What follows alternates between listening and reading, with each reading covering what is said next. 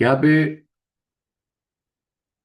under which section it is provided that the fact which form the part of same transaction,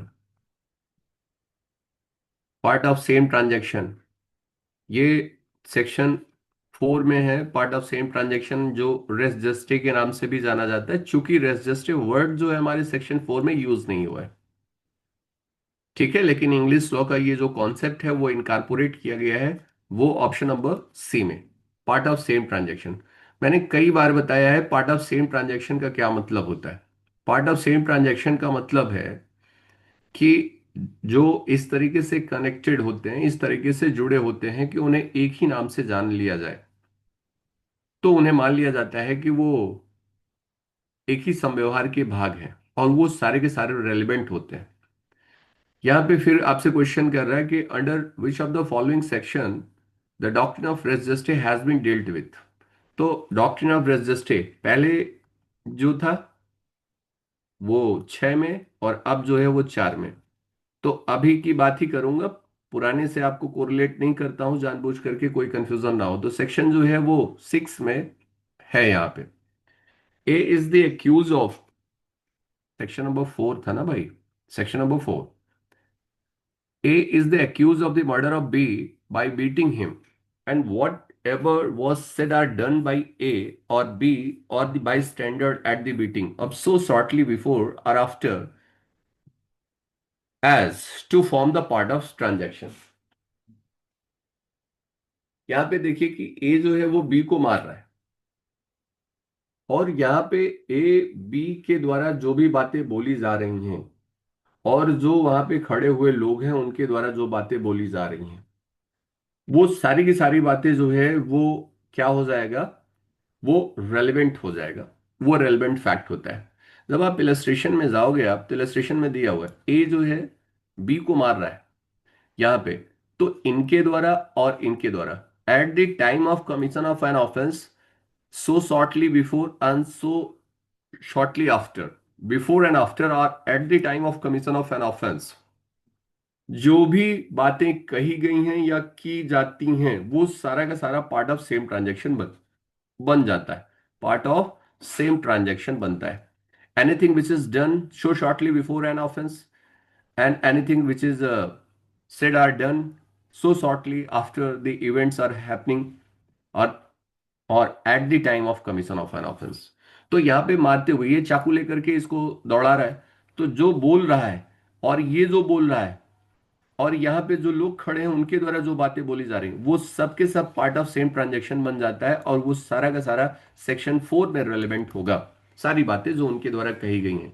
अब सो shortly ये बात आपके illustration में बता दिया गया है, इसी इलस्ट्रेशन से ही इसको निकाला जाता है। ये सेक्शन में कहीं नहीं लिखा हुआ है उसका टाइम पीरियड कितना होना चाहिए, it is a question of fact decided by the court, कि वहां पे कोर्ट इस बात को डिसाइड करेगी। जब आप इलस्ट्रेशन देखोगे पढ़ोगे तो वहां पे ये बात बता दिया गया है इलस्ट्रेशन 1 में ही, यानी सेक्शन 4 के इलस्ट्रेशन ए में ही ये बता दिया गया, so shortly and so shortly, before and after. और इस पर आपने केस भी पढ़ा हुआ है, ठीक है, इंग्लिश लॉ का केस, आर वर्सेस रैटन का केस आप लोगों ने पढ़ा हुआ था, बेडिंगफील्ड का केस आप लोगों ने पढ़ा है, ठीक है, इंग्लिश लॉ में। आगे ए इज, यहां पे फिर ऑप्शन कौन सा हो जाएगा भैया, ए इज अ रेलेवेंट फैक्ट। यहां पे जो भी है वो क्या हो जाएगा, रेलेवेंट फैक्ट हो जाएगा। चलिए, A is the accused of waging war against the government of India by taking part in armed insurrections in the property in which the property is destroyed, troops are attacked and jails are broken। and again ये क्या है आपका, ये explanation में दिया हुआ है, ठीक है। ये जो बात करी गई है सेक्शन 4 का इलस्ट्रेशन बी जो है, अब आप पढ़ोगे तो वहां पे आपको ये मिलेगा। ये सेम एग्जांपल है, फिर क्या कह रहा है, ये क्यों रेलेवेंट हो जाएगा, क्या विच ऑप्शन इज द करेक्ट। यहां पे 175 में कौन सा ऑप्शन करेक्ट हो जाएगा, ये कहां पे है, पहली चीज तो सेक्शन 4 की इलस्ट्रेशन बी में है जो आपको बता रहा है, यहां पे पढ़िए, रेलेवेंट होगा कि नहीं होगा। तो कह रहा है कि relevant as forming the part of same transaction though he may not have been present at all of them, yes correct है। An irrelevant fact though he may not have been, no, ये गलत बात कर रहा है। Can be presumed that A may not have been present of all of them, none of the above. Answer जो है वो ए होगा, क्योंकि यहां पे वो पार्ट ऑफ सेम ट्रांजेक्शन हो रहा है। पार्ट ऑफ सेम ट्रांजेक्शन का मतलब unity in object, proximity in a time. यदि किसी ऑब्जेक्ट को अचीव करने के लिए सारे लोग कोई भी कार्य कर रहे हैं, तो चाहे वो एक ही समय पे किया गया हो, भिन्न समय पे किया गया हो, एक ही स्थान पर हो या भिन्न स्थान पर हो, वो सारे के सारे फैक्ट जो होते हैं वो पार्ट ऑफ सेम ट्रांजैक्शन बनाते हैं, और वो धारा 4 के अंतर्गत रेलिवेंट हो जाएंगे, जो इलस्ट्रेशन बी में बताया गया है।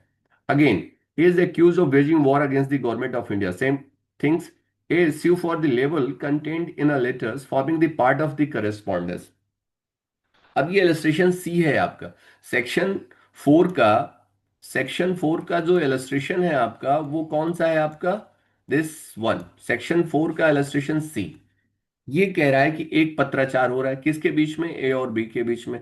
इनमें से कोई एक लेटर ऐसा है जो लेबल है, अपमानजनक लेख लिखा हुआ है, और इसके लिए ए जो है वो बी पर वाद ले आता है, ए बी पर वाद ले आता है।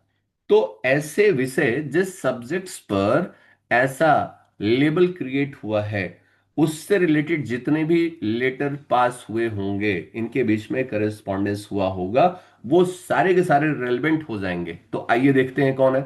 रेलेवेंट फैक्ट, दो they do not contain the label itself. Irrelevant fact, no. Label can be presumed, no, none of the above. Relevant fact होगा 177 में, ये आपका क्या हो जाएगा, रेलेवेंट हो जाएगा। फैक्ट दो they do not contain the label itself, ठीक है। उस विषय से संबंधित चाहे जितने पत्र हों सारे के सारे सुसंगत होंगे, भले ही उसमें जो है वो आपका, भाई आदमी एक दूसरे से जब बात करता है तो वो कई रिलेशन में रह करके बात कर सकता है। एक प्रोफेशनल रिलेशन में हो सकता है, पर्सनल रिलेशन में हो सकता है, फैमिली के रिलेशन में हो सकता है, वट। तो जिस विषय के संबंध में कोई एक लेटर आया है जो डिफेमेटरी है, तो उस विषय से संबंधित जितने भी लेटर हैं वो सारे के सारे रेलेवेंट हो जाएंगे, और सारे विषय में जो आपके बीच में पत्राचार है वो जरूरी नहीं है कि वो उन्हें देखा जाए। ये कहने का अभिप्राय है यहां पे। तो ये रेलेवेंट होगा। आगे कह रहा है कि in the question, in the question whether the certain goods order from B were delivered to A, the goods were delivered to several intermediary persons successively। अब जरा देखिए यहां पे, आपने अमेजन से कोई चीज मंगाई है, तो कह रहा है कि इन्होंने डिलीवर करा है, इन्हें रिसीव हुआ होगा। तो यहां पे ये इनके द्वारा सेल किया जा रहा है, इनके द्वारा परचेज किया जा रहा है। तो कह रहा है कि ये जितने भी इंटरमीडिएटरी हैं, सी है, डी है, ई है, एफ है, इनके बीच से होकर के जहां जहां से भी वो सामान गुजरा है, वो हर इंटरमीडिएटरी के बीच में क्या हो जाएगा, वो रेलेवेंट हो जाएगा, सुसंगत होगा। यहां पे मैंने कहा कि ये क्यों हो गया, क्योंकि ये पार्ट ऑफ सेम ट्रांजैक्शन बना रहा है। ये part of same transaction, no, not only the first delivery is relevant, no, last delivery is relevant, each delivery is a relevant fact. तो ऑप्शन जो हो जाएगा वो क्या हो जाएगा, सी हो जाएगा। यहां पे हर डिलीवरी जो है वो रेलेवेंट फैक्ट होगी। इससे ये पता चलेगा। अब यहां पे क्वेश्चन ये है, विवाद क्या हुआ होगा कि बी कह रहा है कि मुझे सामान नहीं मिला हुआ है, ए कह रहा है कि मैंने सामान भेज दिया है। तो क्या बी को सामान मिला है या नहीं, this is the fact in issue, whether we has received the goods or not. तो ये तो फैक्ट इन इश्यू हो गया। अब इसे कैसे प्रूव करोगे, इसे कैसे स्टेब्लिश करोगे, तो आप देखोगे कि सी को दिया, सी ने फिर देखा डी को दिया, डी ने किसको दिया, ई को दिया, ई ने किसको दिया, एफ को दिया। यदि एफ ने इसे भेज दिया है तो इसका मतलब इन्हें ये मिल गया है। तो यहां पे each and every delivery is relevant. वो सारी चीजें देखनी होंगी कि वो पार्ट ऑफ सेम ट्रांजेक्शन बना रही है कि नहीं बना रही है। आगे चले। अब जरा देखो, which of the following is correctly match the definitions, the fact which are occasion cause and effect. चलो भैया, ओकेजन की बात कर रहे हैं, कॉज एंड इफेक्ट की बात कर रहे हैं, fact in issue of the relevant fact.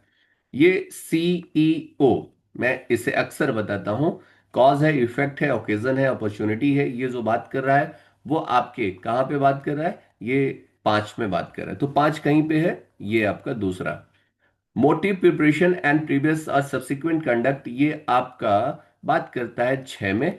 Motive, इसे मैं सीएमपी बताता हूं कि कंडक्ट है, और कंडक्ट में आपका सब्सिक्वेंट है और कौन सा, प्रीवियस है। ये आपका मोटिव हो गया, ये आपका प्रिपरेशन हो गया। तो यहां पे ये क्या है, आपका कंडक्ट है, ये मोटिव है, और ये आपका क्या है, प्रिपरेशन है। यहां पे ध्यान रखिए, यहां पे हेतुक शब्द का प्रयोग किया है। कॉज का मतलब हेतुक होता है, और यहां पे मोटिव का मतलब हेतु होता है। तो दोनों में हिंदी माध्यम में जो है कंफ्यूज नहीं होना है आपको। अब जरा देखिए, ये कहां पे हो गया, तो 5 में। तो ये कहां हो गया, 6 में हो गया। तो 6 कहां दिख रहा है आपको, इसका मतलब दिस वन।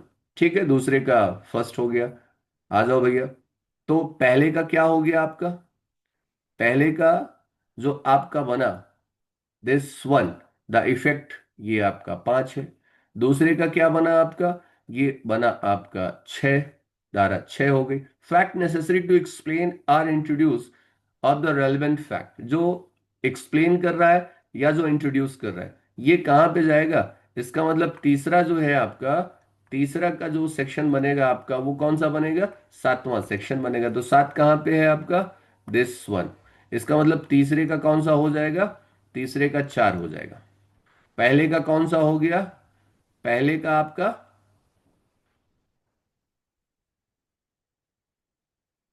पहले का 2 हुआ, है ना भैया। फर्स्ट का 2 हो गया।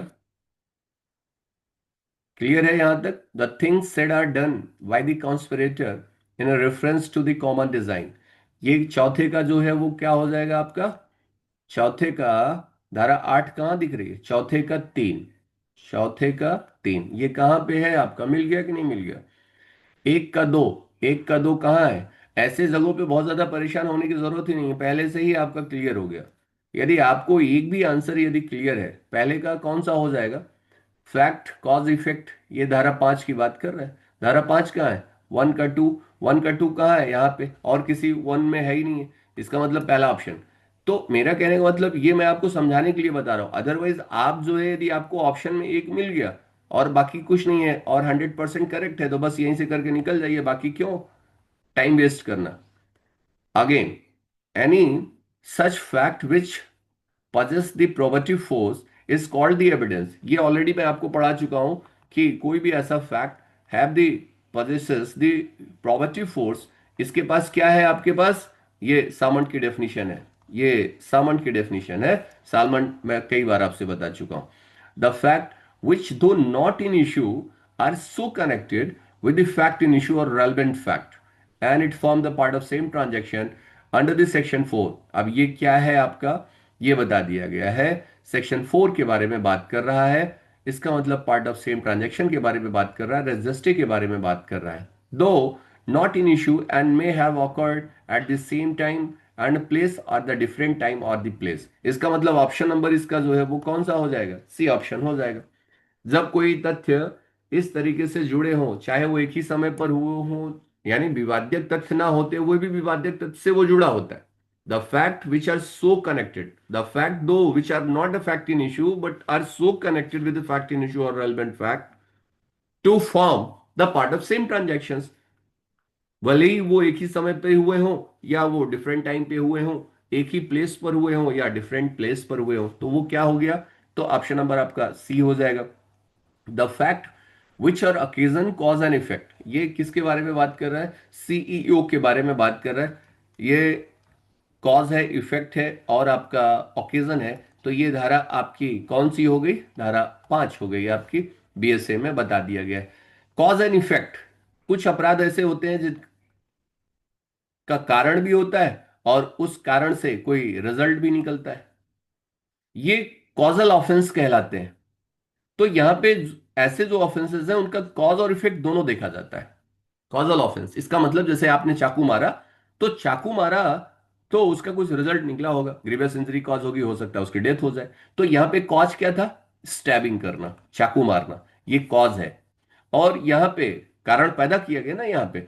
अब यहां पे डेथ हो गई है, तो रिजल्ट कैसे आया हुआ है, किसी कारण से ना, कारण क्या है, स्टैबिंग, गोली है। पॉइजन है, तो ये कॉज भी देखा जाता है और उसका इफेक्ट देखा जाता है, कॉज एंड इफेक्ट। तो जहां पे कॉजल ऑफेंसेस है वहां पे कॉजल इफेक्ट देखा जाएगा और ये दोनों फैक्ट रेलिवेंट हो जाएंगे। लेकिन बहुत सारे ऐसे ऑफेंसेस होते हैं जहां सिर्फ कॉज किया जाता है, जरूरी नहीं कि वो इफेक्ट दे ही। जैसे आपने किसी के बारे में झूठी गवाही दे दी, ये परजरी का ऑफेंस है। तो परजरी का ऑफेंस जो है सिर्फ कंडक्ट क्राइम है।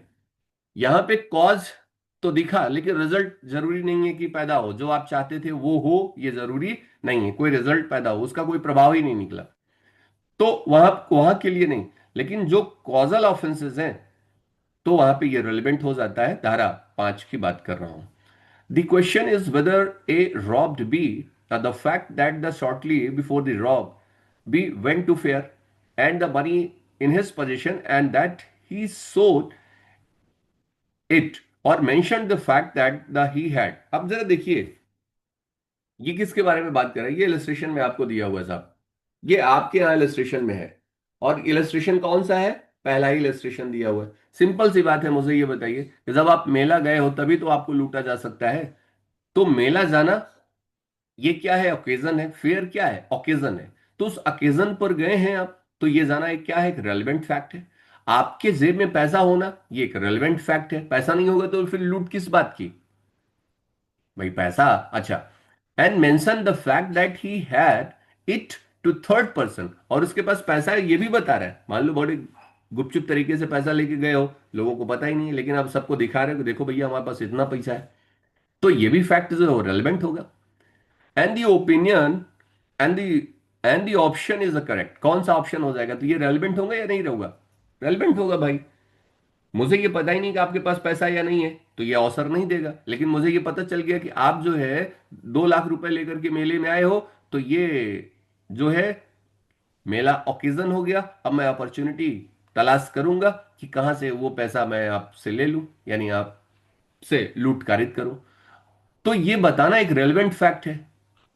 चलिए 184 में आइए, यहां पे कह रहा है कि the question is whether A murder B marks on the ground the produced by the struggle or the near a place where the murder was committed.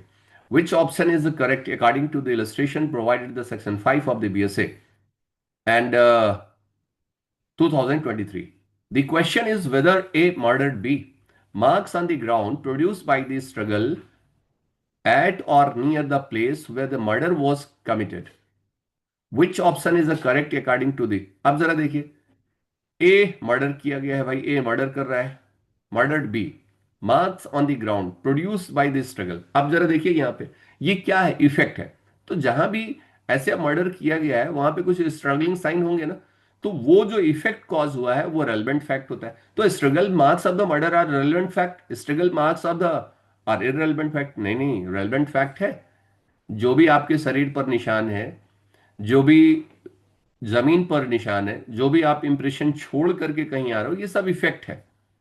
अब किसी को गोली मारा गया है तो उसके शरीर पर कोई प्रभाव निकला है, किसी को डंडे से मारा गया है तो उसका भी प्रभाव है।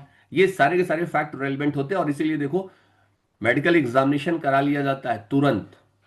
मेडिकल एग्जामिनेशन इसीलिए कराया जाता है, खास करके सेक्सुअल ऑफेंसेस के बाद तुरंत मेडिकल एग्जामिनेशन। क्यों, क्योंकि उससे इफेक्ट का पता चलेगा और वो सारे के सारे इफेक्ट जो आए हैं, उसकी बॉडी पर स्कार क्या है और बाकी चीजें क्या हैं, तो वो सारे के सारे फैक्ट रेलिवेंट हो जाएंगे। किस धारा के अंतर्गत, ये धारा 5 के अंतर्गत। आगे, the motive of the preparation, motive और प्रिपरेशन एंड द कंडक्ट और रेलिवेंट, यस ये सेक्शन 6 में जो है वो रेलिवेंट हो जाएगा।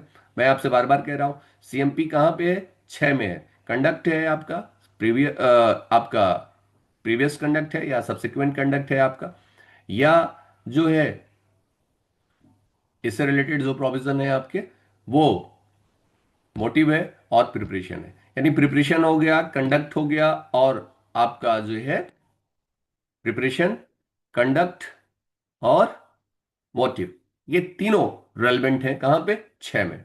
आइए, the conduct of the accused is relevant under this, तो कंडक्ट कहां पे रेलिवेंट है, 6 में रेलिवेंट है, कोई दिक्कत ही नहीं है 6 में। तो भारतीय साक्षर नियम, motive is relevant, preparation is relevant, conduct all of the above, 187 all of the above. For the conduct to be relevant under the section 6 of the Bharatiya Sakshya Adhiniyam, It must be previous, it must be subsequent. No, may be either previous or subsequent. Option number C is correct answer. यहां पे क्या हो जाएगा, 187 में option number D all of the above हो जाएगा. यहां पे क्या है, conduct of the accused is relevant under the section 6, option number A is correct. And the queen versus Abdullah, ये किसके बारे में बात कर रहा है, कंडक्ट के बारे में बात कर रहा है, कंसिक्वेंस के बारे में बात कर रहा है, मोटिव के बारे में या प्रिपरेशन के बारे में, simply is a conduct. Queen versus Abdullah का केस सबको पढ़ा पता है कि यहां पे बच्ची जो है उसका गला काट दिया है, वो बोल नहीं पा रही है.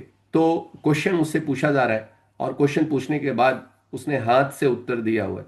तो जो क्वेश्चन किया गया, वहां से जो उसने आचरण किया, वो कंडक्ट की श्रेणी में आया, उसे रेलेवेंट माना गया. Again, A is tried for the murder of B. The fact that A murdered C, that we knew that A had a murdered C. ये इलस्ट्रेशन आपका सीधे सीधे दिया हुआ है, देख रहे हैं आप. आपसे ये मेंस में भी क्वेश्चन पूछा जाता है, प्रीलिम्स में भी कितना बेहतरीन क्वेश्चन बन रहा है. देखिए, ए कह रहा है कि एक का ट्रायल किया जा रहा है, किस बात के लिए, कि उसने बी का मर्डर किया है. ए को ट्राई किया जा रहा है for the murder of B, and the fact that the A murder C, A ने सी का मर्डर किया है, murder C, that B knew, B इसे जानता था. ए का जो ट्रायल हो रहा है वो किसके लिए हो रहा है, बी के मर्डर के लिए हो रहा है. ये फैक्ट कि ए ने सी का भी मर्डर किया था, और ये बात कौन जानता है, बी जानता था. ठीक है भाई. And A had murder C, and that B had try to extort the money from A, और बी ने उससे पैसे को एक्सटार्ट करने का प्रयास किया है. ठीक है ना, extort money from A by threatening to make his knowledge, कि भैया जो मैं जानता हूं कि तुमने सी का मर्डर किया है, उसे मैं पब्लिक कर दूंगा, इसलिए मुझे पैसा दो. अच्छा, and this option is a correct. अब इसके बाद इसने इनको भी मर्डर कर दिया होगा, है ना, ये कहा ही जाता है. जैसा अब एक मर्डर पे कितना चार्ज है, तो कोई भैया वही लाइफ इंप्रिजनमेंट और क्रिमिनल कॉन्स्पिरेसी. कहा दो पे कितना, कहा सेम है, तो कहा चलो इनको भी टपका देते हैं. तो एक को तुम्हारा है, तो उससे आप पैसा एक्सटॉर्ट करें, तो इसने कहा होगा. तो यहां पे क्या निकल करके आ रहा है, the fact only be knew that A had murdered C is irrelevant. The fact A had tried to extort money from the threatening this was relevant. Both A and B are relevant. यहां पे option क्या हो जाएगा, दोनों ये बात जो है वो रेलिवेंट करेंगे, दोनों ही जो यहां पे है वो इंपॉर्टेंट है. Both, yes or no. भाई, एक तो नॉलेज है आपको, और उसके आधार पर आप उसे एक्सटॉर्ट कर रहे हो मनी, इससे मोटिव पता चल रहा है ना भाई. पैसा लेना चाह रहे हो तो इनको भी रास्ते से हटा दो. तो ये यहां पे क्या पता चला, आपके मोटिव का मतलब क्यों आपने किसी काम को करा होगा. मोटिव जो है यहां पे, यही तो बता रहे हैं, किसी काम को करने के लिए जो इम्पल्स मिल रही है, तो यहां पे मोटिव क्या रहा होगा, उसे अपने रास्ते से हटाना, अपने एक्सटॉर्ट मनी को ना देना, यही तो रहा होगा मोटिव. चलिए, A is tried for the murder of B. They are administering the potassium cyanide. And the fact that A has purchased the potassium cyanide just before the murder of B is relevant fact or not? Yes. A जो है उसको trial किया जा रहा है B के murder के लिए, और A ने ऐसे मर्डर के कुछ समय पहले ही पोटेशियम साइनाइड जो है वो खरीदा था, और जिसकी वजह से उसकी डेथ हुई है. तो ऐसी स्थिति में ये फैक्ट जो रेलेवेंट होगा, क्यों, क्योंकि ये प्रिपरेशन शो कर रहा है. यहां ऊपर क्या था, ऊपर मोटिव शो हो रहा था, यहां पे क्या शो हो रहा है, प्रिपरेशन. और किस धारा में चल रहे हैं आप, ये धारा आपकी 6 चल रही है. तो ऑप्शन नंबर कौन सा हो जाएगा, कहां गया, 6. कहां पे, दिस वन. ठीक है, आगे. As you B upon the bond for payment of money, B denies making the bond. The fact that the time when the bond was alleged to be made is relevant. And only if which option is a correct. अब यहां पे इस question को, ऐसे question को एकदम mathematical वे में आपको लगाना होता है, बिल्कुल वहीं से समझना है. पेन कॉपी लेकर के बैठिए, तुरंत बनाइए. ए जो है वो स्यू करता है किसके ऊपर, बी के ऊपर, बिल्कुल गणित की तरह. Upon a bond for payment of money, A वाद ले आ रहा है, किसके खिलाफ ला रहा है, बी के खिलाफ, कि उसने बॉन्ड भरा था उसके लिए पैसा. बी जो है इस बात को डिनाई कर रहा है. बोलो भैया, denies for making the bond. इन्होंने कहा नहीं, मैंने कोई बॉन्ड नहीं भरा हुआ है. And the fact that at the time when the bond was alleged to be made, और उस समय जिस समय ऐसा बॉन्ड बनाया गया, was made is relevant only if which option is the correct. कब होगा कि when B required money for a particular purpose, A required money for the particular purpose. तो पैसा कौन दे रहा है? पैसा ये दे रहा है। पैसा ले कौन रहा है? पैसा ये ले रहा है। तो मनी की रिक्वायरमेंट किसको रही होगी? बी को रही होगी। तो निश्चित तौर पे ये फैक्ट रेलेवेंट होगा कि जिस समय ये बॉन्ड बनवाने आया था या उसके आसपास इसे पैसे की जरूरत थी, तो इससे ये पता चलेगा साहब कि ये निश्चित तौर पे हो सकता है कि इसने बॉन्ड लिख दिया हो। इसका मतलब ये रेलेवेंट फैक्ट होगा किसका? B required money for the particular purpose, that's all. तो option number A is correct. Is it clear or not? Clear हो रहा है आप लोगों को? Very good. Yes sir. ठीक है। अब यहाँ पे देखिए, ये इलस्ट्रेशंस हैं, सारे इलस्ट्रेशन मेंस के तौर पे भी आपसे पूछे जाते हैं, और प्रीलिम्स एग्जाम में भी पूछे जाते हैं। तो यहाँ पे दोनों को अच्छे से पढ़िए आप, बिल्कुल हाथ में पेन कॉपी लेकर के। A is tried for the murder of B. ठीक है, A is tried for the murder of by poison. A is tried for murder of B by the poison. ठीक है, and the fact that before the death of R, the procured poison similar to which was administered to the bee, and which option is the correct according to the illustrations of this. ठीक है। अब यहां पे आपसे ये question पूछा गया है, यहां पे कह रहा है कि भैया A is at right for the murder of B. यहां पे this one is of B. A is at right for the murder of B, and the fact that before the death of B, A procured the poison similar to that. अब simple सी बात है, ये क्या दिखा रहा है बेटा? ये दिखा रहा है procurement of the poison by A for the murder is relevant. क्यों रेलेवेंट हो जाएगा? ये इरेलेवेंट तो हो ही नहीं सकता। ये रेलेवेंट ही होगा। क्यों? क्योंकि इससे क्या पता चल रहा है? प्रिपरेशन। यहां पे प्रिपरेशन तो हो रही है कि उसके पहले ही जिस पॉइजन से उसकी डेथ हुई है उसको आपने प्रोक्योर किया था। तो ये हो गया आपका। Again a question is whether the certain document is a bill of A. यहां पे क्वेश्चन ये है कि कोई ऐसा जो डॉक्यूमेंट है, वो डॉक्यूमेंट जो है वो बिल है क्या? वसीयत है क्या किसी की? चलिए, ये बिल है क्या? And the fact that not long before the date of the alleged will, A made inquiry into the matter to which the provisions of the alleged will related. ऐसी बिल से संबंधित ए जो है उसने ऐसी इंक्वायरी करी थी। क्वेश्चन ये है कि क्या ए का ये वसीयत है? और हां, जिस समय ये वसीयत बनी थी उस समय इसने क्या किया था? ऐसी इंक्वायरी किया था, will relate, and that he consulted the advocate in a reference of making a bill, और इन्होंने एडवोकेट से भी कंसल्ट किया था, and that he caused the draft of other bills be prepared of which he did not approve, और ऐसी एक दो वसीयतें जो बनाई गई थी जिसको इसने अप्रूव नहीं किया था उस समय, ये क्या होगा? रेलेवेंट होगा। क्यों? क्योंकि ये तैयारी कर रहा था, उस वसीयत की तैयारी कर रहा था उसे बनाए जाने के लिए, और इसलिए ये फैक्ट जो है वो क्या हो जाएगा? आपका रेलेवेंट फैक्ट हो जाएगा। तो यहां पे ये सेक्शन 6 का इलस्ट्रेशन ई जो है वो आपको देखना चाहिए। वहां पे सीधा सीधा क्वेश्चन दिया हुआ है, सेक्शन 6 का इलस्ट्रेशन जो है वो ई ये बात स्पष्ट कर रहा है। तो ये रेलेवेंट हो जाएगा। क्यों? क्योंकि वो, भाई मुझे ये बताओ, ऐसे क्वेश्चन जो है, अब मुझे जरूर, मैं कोई भी काम करने के पहले उसकी तैयारी करता हूं कि नहीं करता हूं? मुझे एक वसीयत बनाना है, मैंने दो चार वकीलों से कंसल्ट करा है, और इसका मतलब कि मैंने ये मूड बनाया था कि मैंने वसीयत बनाया, और मान लीजिए कि मैंने बनवा दिया, तो बाद में आप ये बताओगे कि साहब ये इनकी वसीयत ही नहीं है। लेकिन उसी समय इस बात का साक्ष्य दिया जा सकता है कि नहीं साहब ये उन्हीं की है, क्योंकि इन्होंने तीन चार एडवोकेट से जो है कंसल्ट करा था, जरा देख लीजिए आप। तो यहां ये प्रिपरेशन शो कर रहा है, इसलिए रेलेवेंट फैक्ट हो जाएगा। अब आप ये कह रहे हो कि साहब बॉन्ड भराया है, और बी कह रहा है कि मैं बॉन्ड नहीं भरा हूं, तो ये साक्ष्य दिया जा सकता है कि जिस समय उसने बॉन्ड भरा है उस समय उसे पैसे की जरूरत थी। तो इसका मतलब एक एक एक बात ये है, ये बात रेलेवेंट इसलिए हो जा रही है कि आपने इस पैसे को लिया होगा, आपने इसे भरा होगा क्योंकि ये कनेक्ट कर रहा है फैक्ट।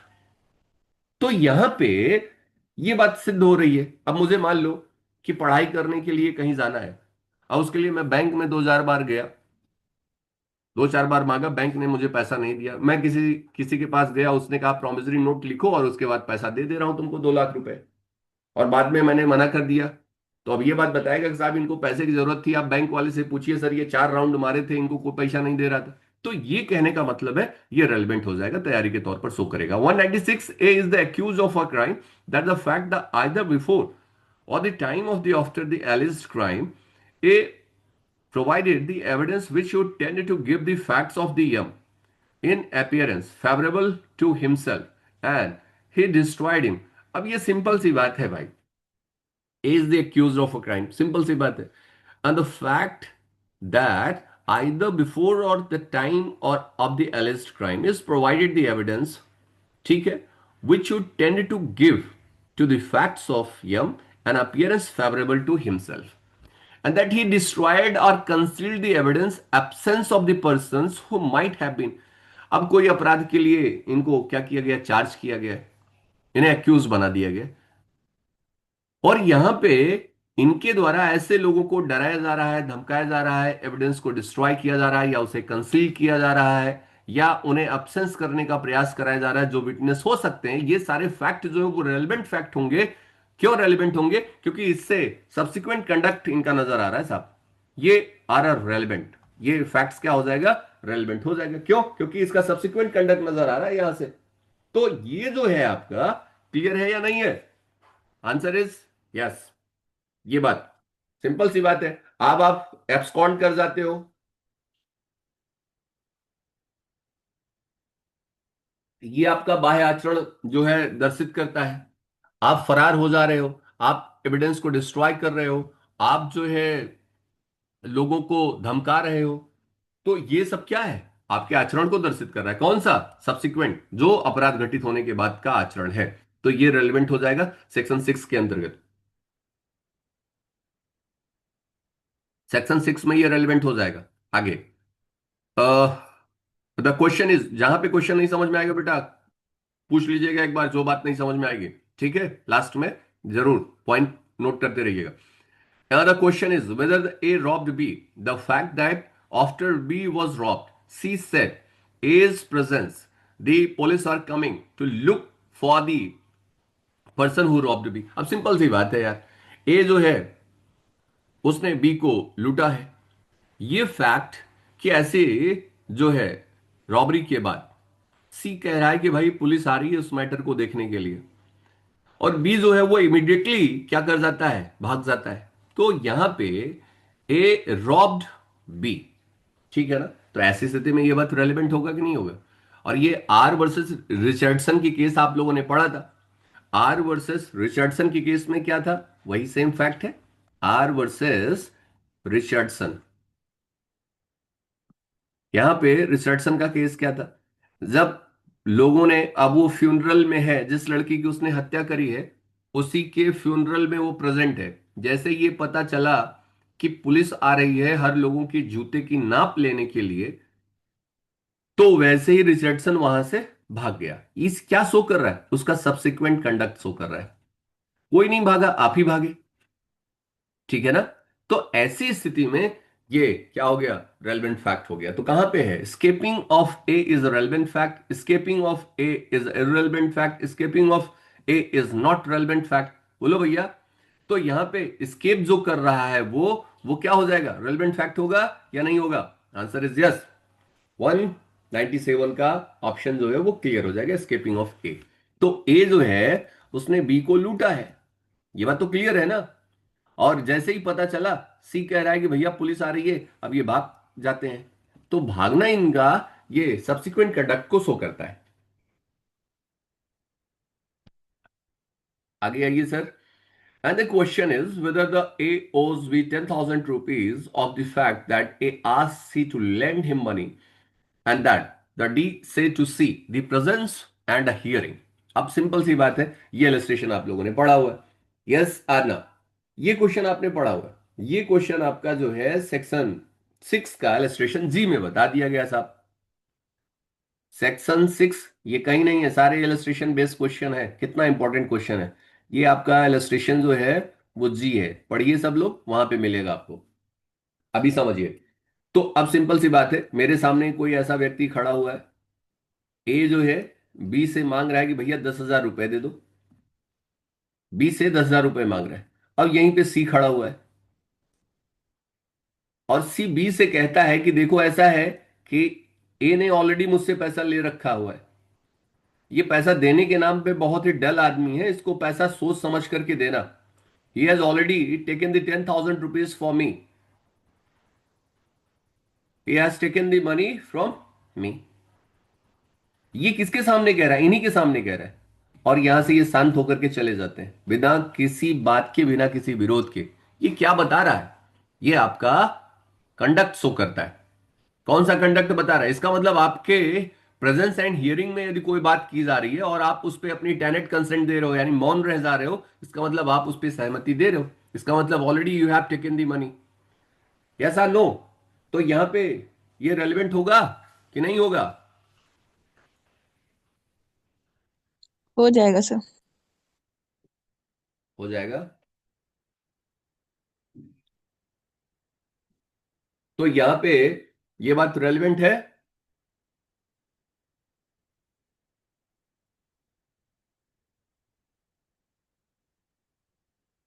हाँ जी सर। जी। कहाँ पे है ये? कहीं पे है। ठीक है। तो आपने इसका एक्सप्लेनेशन भी पढ़ा हुआ था। एक्सप्लेनेशन में एक बात बताई गई है ना।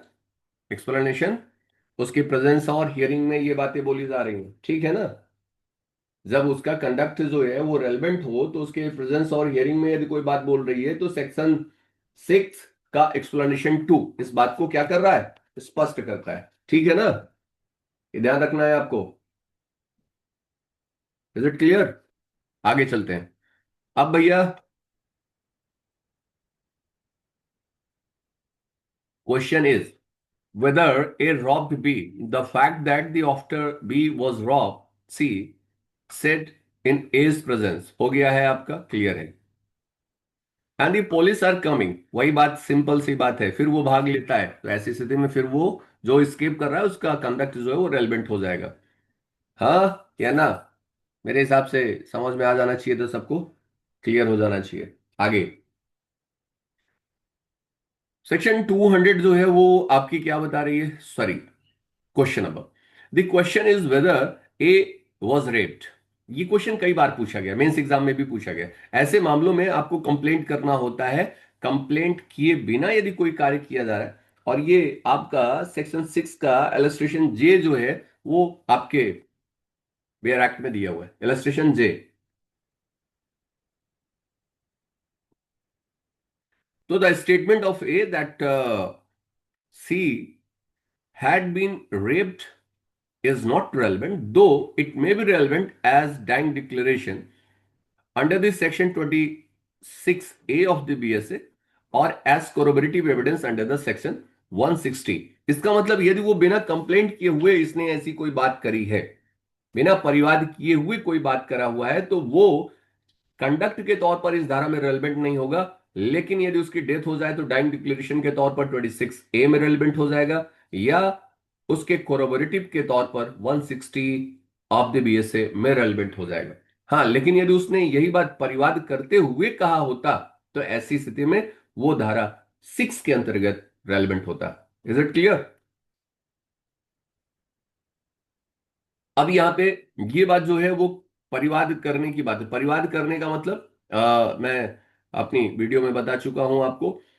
मेरा फोकस ये है कि मैक्सिमम क्वेश्चन को हम लोग डील करें, इसे क्लास जैसा क्लास ना बनाए, नहीं तो फिर कोई मतलब नहीं रह जाएगा क्वेश्चन करने का। तो इसलिए मैं थोड़ा सा स्पीड में लेके चलना चाहता हूं, जिससे आपका रिवीजन होता जाए।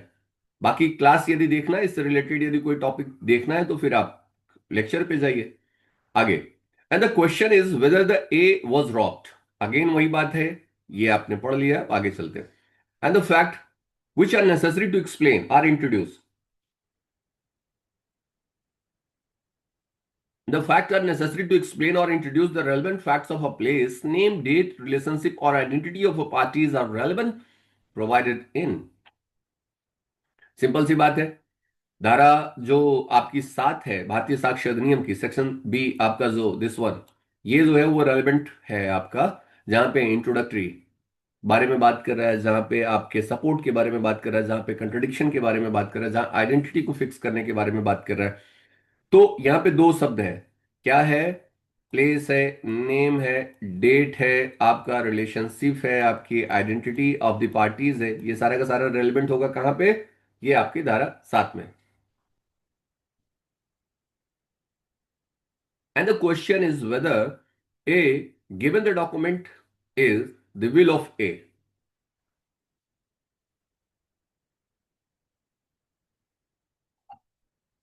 फिर वही बात आ गई भैया। अच्छा, as property at this time, यहां पे स्टेट के बारे में बात कर रहा है, राइट? चलो, the question is whether A given document of a bill of A the state of A's property, उस समय उस प्रॉपर्टी की अवस्था of his family at the time of date of Alice will, which option is the correct? May we relevant fact, may be irrelevant fact. Relevant fact होगा भाई, उस property की अवस्था क्या है, ये क्या हो जाएगा? रेलिवेंट फैक्ट हो जाएगा। जिस समय उसने वसीयत बनाई थी, उनके क्या संबंध थे उस प्रॉपर्टी से, उनके क्या रिलेशन थे, उस प्रॉपर्टी का स्टेट क्या है, ये रेलिवेंट फैक्ट होगा। तो 203 जो है वो किसके बारे में बात कर रहा है आपका? ये में भी रेलिवेंट फैक्ट हो जाएगा। और ये सेक्शन 7 का इलस्ट्रेशन ए जो है वो बता दिया गया है। अब आप सोचिए, इलस्ट्रेशन आप पकड़े हैं, कितना बेहतरीन क्वेश्चन बना हुआ है। अब A sues B for the libel imputing the disgraceful conduct to A, B affirm that the matter alleged to be libelous is true। तो यहां पे ये इलस्ट्रेशन बी है, और यहां पे ये बात क्या हो जाएगा? रेलिवेंट हो जाएगा। आपके ऊपर एक लगाया जा रहा है क्या?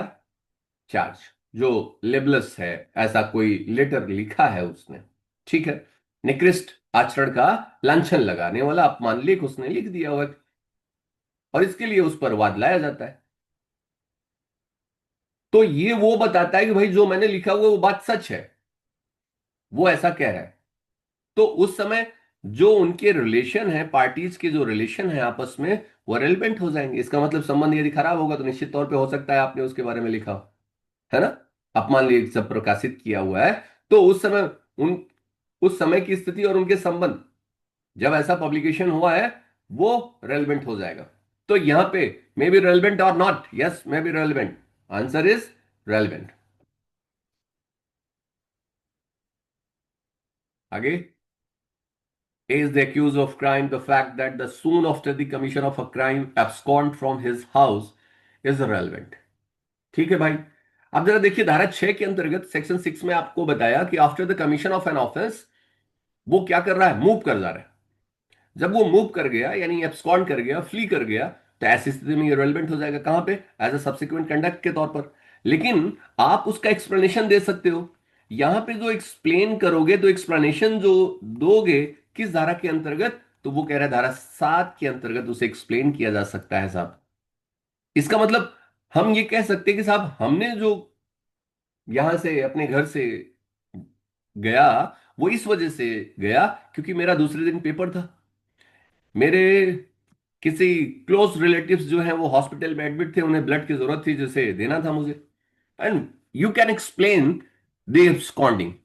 तो वो एक्सप्लेनेशन जो दोगे आप, वो कहां पे? तो आपका भागना जो रेलिवेंट है वो तो 6 में रेलिवेंट हुआ। अब आप उसे एक्सप्लेन कर रहे हो तो कहां एक्सप्लेन करोगे आप? तो उसे 7 में एक्सप्लेन करोगे आप। वही बात यहां पे बताया गया। तो ये रेलिवेंट होगा या नहीं रेलिवेंट होगा? Yes, or relevant. तो जहां पे इरेलीवेंट बता दिया, नॉट रेलिवेंट बता दिया, ये तो है ही नहीं है आपका। अच्छा, क्वेश्चन क्या है? Which of the option is a, ठीक है, correct according to the illustration provided in a 7 of this, ठीक है। यहां पे अकॉर्डिंग टू दिस सेक्शन आपको बताना है, तो ये आपको समझ में आ गया तो फिर क्लियर है। यहां पे देखिए, पूछा क्या है इसने? पूछा, जब इलस्ट्रेशन आप पढ़ोगे तो वहां पे पूछा क्या है वो देखिए आप।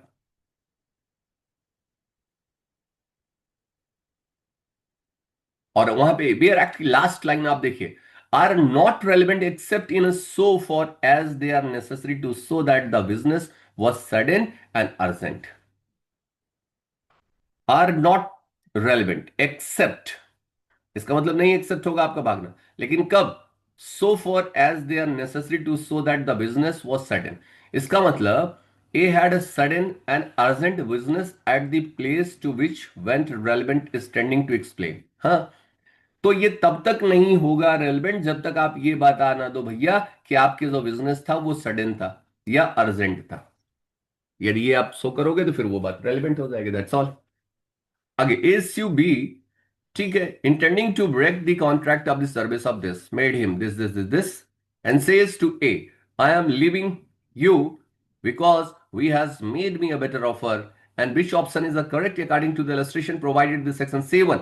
अब सिंपल सी बात है, ए और बी, ये बी जो है वो ए के यहां सर्विस कर रहा है, ए के यहां।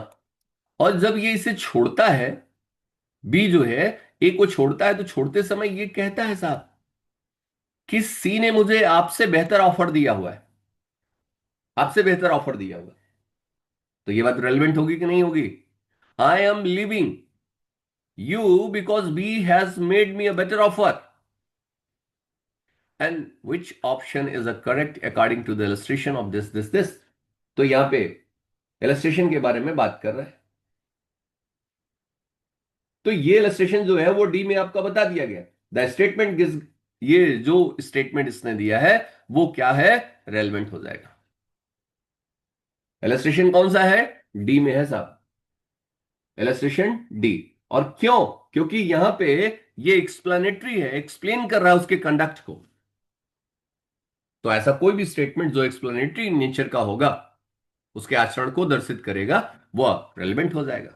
तो इंट्रोडक्टरी है, वो आपका एक्सप्लेनेटरी है, या वो आपका कंट्राडिक्टरी है, या आपका सपोर्टिव है, या आइडेंटिटी ऑफ प्लेस और टाइम है, ये सारे फैक्ट रेलिवेंट हो जाएंगे यहां पे। An A accused of theft is seen to give the stolen property to B, and who is seen to give it to A's wife. We says as he delivers it. A says you are high to it. अब simple सी बात है, ये illustration सब लोगों ने पढ़ा हुआ है। अब यहां पे क्वेश्चन क्या है आपका? A accused of theft, A जो है एक्यूज्ड है थेफ्ट का, is seen to give the stolen property to B, इसने बी को प्रॉपर्टी दिया हुआ था, ऐसा देखा गया था।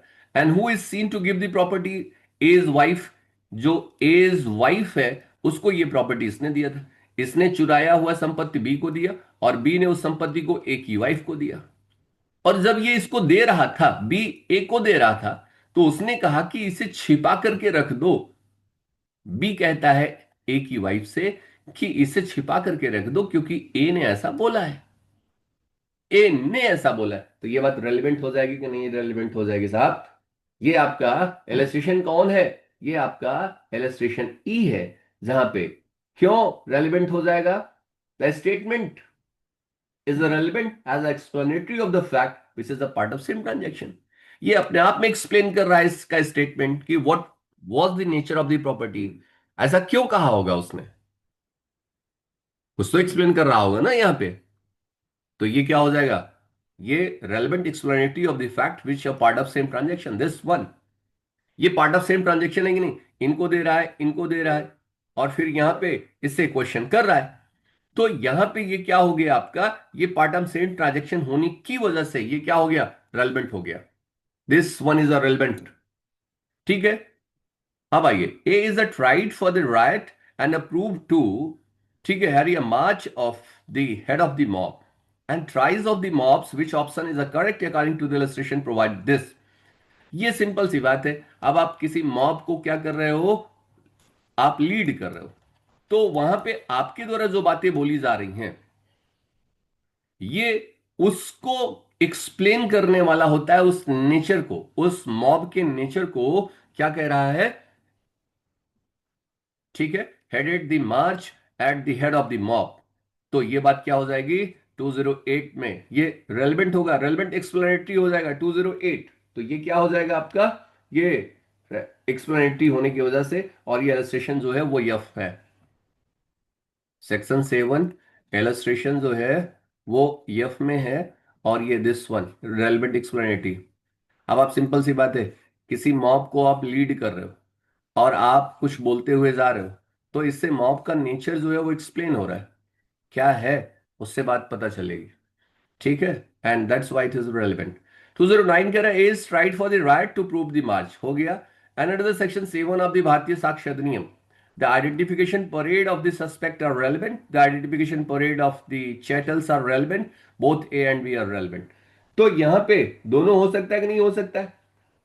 यहां पे पर्सन वर्ड यूज हुआ है या एनिमल वर्ड यूज हुआ है? तो यहां पे वर्ड जो यूज हुआ है पर्सन और थिंग्स वर्ड यूज हुआ है, पर्सन और अ थिंग्स। कितना बेहतरीन क्वेश्चन है ये आपका। Identification parade of the chattel, chattels का मतलब जो जानवर होते हैं, यहां पे क्या है? Identification parades are a suspect. तो वो कौन सा ऑप्शन हो जाएगा आपका 210 के लिए? Option number A, identification parade of the suspects are relevant, this one. ठीक है, and the identifications of the, अब ये बात समझ लो, यहाँ पे वर्ड जो यूज हुआ है वो पर्सन हुआ है ना, पर्सन और थिंग्स। तो पर्सन और थिंग्स, तो जो चैटल्स जो थिंग्स हम नहीं आते वहां पे एनिमल लिखा हुआ है। एनिमल आपने पढ़ा हुआ है, यस और नो? एनिमल पढ़े कि नहीं पढ़े आप लोग? सेक्शन 2 क्लॉज 2 में बता दिया गया है। सेक्शन 2 का क्लॉज 2 ये कहता है कि जो बात यहाँ पे है और यहाँ डिफाइन नहीं है, यदि बीएनएस में डिफाइन है तो वहां से उठाओगे आप। तो यहाँ पे चैटल जो है वो एनिमल है, एनिमल है वहां पे। एक्ट और एनिमल, सबसे पहला जो है एक्ट है, दूसरा जो है वो एनिमल है, अदर देन ह्यूमन बीइंग है।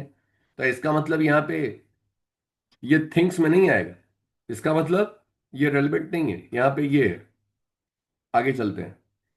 फिर आप देखिए identification of the accused person, identification of the accused person is relevant to which of the following sections of the BSA. तो यहां पे आइडेंटिफिकेशन कहां पे है? सेक्शन 7 में बता दिया गया है आइडेंटिफिकेशन। द टेस्ट आइडेंटिफिकेशन पर इट अगेन सेक्शन 7, कोई डाउट नहीं है यहां पे। In the murder case, before the identification of a culprit, B writes a letter of the confession to the police officer. At the time of writing the letter, there was no suspicion cast on B. Choose the most appropriate answer from the following choice. यहाँ पे ये कह रहा है कि murder हो गया है भाई। In a murder case before identification of the culprit, before the identification of the culprit B roads a letter. B जो है वो एक लेटर को लिख रहा है। तो ऐसी स्थिति में बेस्ट ऑप्शन आपका क्या हो जाएगा? Here is inadmissible as it was made to the police officer, admissible as to it was made voluntarily, and the fact it was made before the police officer is irrelevant. Admissible as it was made voluntarily, the fact it was made before the police officer is irrelevant. तो यदि कोई irrelevant है तो कैसे admissible होगा? एक बात तो भी हो नहीं सकता है। Admissible as it was neither made in a police custody nor in the presence of police officer. Yes, it might be. Inadmissible as it was not made before the magistrate. यहां पे in a murder case before the identification of the culprit, B wrote a letter of the confession the police officer. यहां पे यदि ये voluntarily किया गया है तो admissible as it was neither made in a police custody nor in a presence of police officer. ठीक है ना? यदि ये वॉलंटरली कर रहा है तो ऐसी स्थिति में ये क्या हो जाएगा? रेलिवेंट हो जाएगा। लेकिन यदि इसके ऊपर इंपैक्ट है, इसका आइडेंटिफिकेशन परेड होना है, इसे ऑलरेडी इन्फॉर्म किया जा चुका है, और उसके बाद यदि इसने लेटर लिखा हुआ है तो ऑप्शन आपका ये हो जाएगा, inadmissible at it was made to the police officer. तो यदि, जैसा कि मैं आपको कन्फेशन पढ़ाते समय बता दिया था, कन्फेशन चूंकि ये क्वेश्चन वहां का है, कन्फेशन में यदि जैसे ही माइंड पे इंप्रेशन आपका पुलिस का आ गया, उसके बाद जो भी बातें आपने कहा है लिखा है वो सारी की सारी बातें इनएडमिसिबल हो जाएगी। जैसा जगिया का केस में आपने देखा था कि विलेज कांस्टेबल जो है वो जाता है पुलिस थाने और गांव वालों के सामने छोड़ करके, वो महिला वहीं पे क्या करती है? अपना कन्फेशन करती है। तो यहाँ पे कोर्ट ने डिनाई कर दिया, भले ही वहां पे पुलिस नहीं था लेकिन पुलिस का इंप्रेशन उसके माइंड पे आ गया था। वही बात मैं आपसे यहां कह रहा हूं। तो मोस्ट अप्रोप्रिएट आंसर जो है इस कंडीशन में सी होना चाहिए। और यदि इंप्रेशन आ चुका है, इंफॉर्मेशन इनकरेक्ट है, इनसफिशियंट है, तो पहला ऑप्शन हो जाएगा। And who can take the identification parade, कौन कर सकता है? पुलिस ऑफिसर भी कर सकता है, मजिस्ट्रेट भी कर सकता है, एनी सिटीजन भी कर सकता है, एनी ऑफ दीज हो जाएगा। तो यहां पे ऑप्शन नंबर डी हो जाएगा, इनमें से कोई भी करा सकता है। Identification of the suspect by photo is not admissible in evidence. Admissible in evidence, suspect must be present. Both not admissible, not। यहां पे identification of the suspect of the photos, photo के द्वारा करवा दिया जा रहा है, तो एडमिसिबल हो जाएगा भाई आइडेंटिफिकेशन के तौर पर। क्या दिक्कत है? जितनी भी आपके न्यूज़पेपर्स में फोटो ही छपती है ना, उसी के आधार पर तो आप पहचान करते हो यार जा करके। द टेस्ट आइडेंटिफिकेशन पर इट इज, तो यहां पे कौन सा हो जाएगा आपका option? Admissible, the suspect must be, तो एडमिसिबल इन एविडेंस के तौर पर। यहां पे substantive evidence, the identification parade जो होता है वो सब्सटेंटिव एविडेंस नहीं होता है भाई। ये कैसा एविडेंस है आपका? कोरोबोरेटिव एविडेंस है। इसका मतलब संपुष्टकारी है, जो भी एविडेंस है उसे कोरोबोरेट करेगा, दैट्स ऑल। इसका मतलब कि उसी के आधार पर सिर्फ क्या नहीं किया जा सकता है, मामले को जो है कन्विक्ट नहीं कराया जा सकता है अभियुक्त को, सिर्फ और सिर्फ उसी के आधार पर। तो यहां पे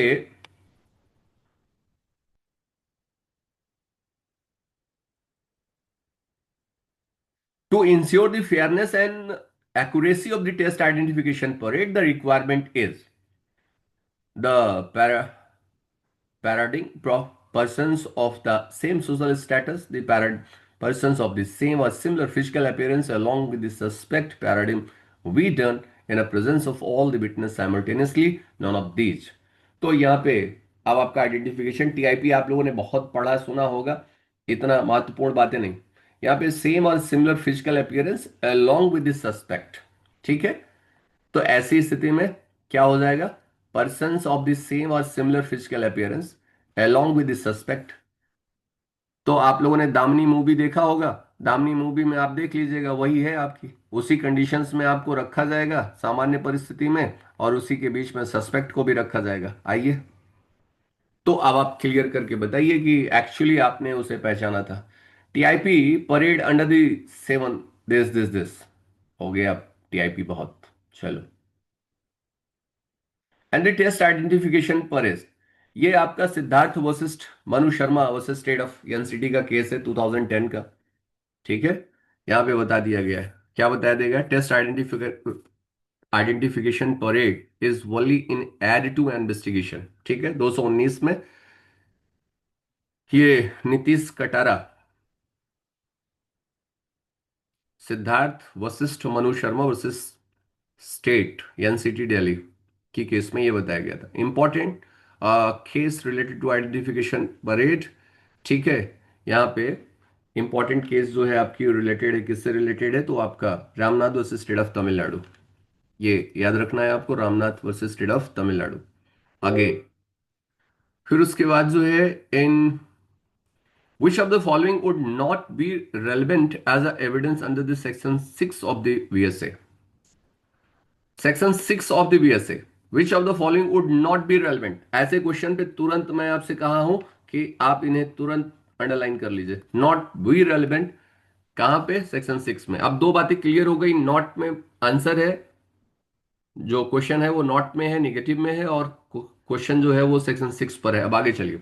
the evidence of the existence of the motive for the crime charge, the evidence of the statement which accompanies some conduct, and the evidence of the statement that influence and affect the conduct of a person whose conduct is otherwise relevant, and the evidence of the statement of an act of robbery without making any complaint, without any making any complaint।